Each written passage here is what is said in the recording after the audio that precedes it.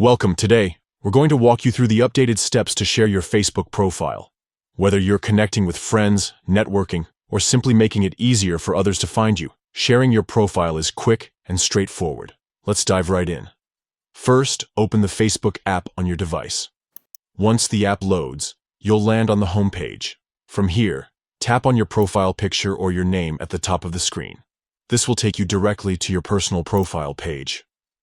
Next, look for the three dots icon -- located just next to the Add to Story button. Tap on these dots to access additional options related to your profile. From the menu that appears, select Share Profile. You'll now see a variety of options for sharing your profile. Choose your destination based on how you want to share it, whether it's sending it via a message, copying the link, or sharing it directly to another platform. And that's it. You've successfully shared your Facebook profile.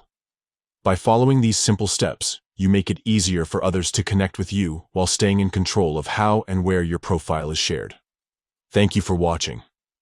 If this guide helped you, feel free to share it with others who might find it useful. See you next time.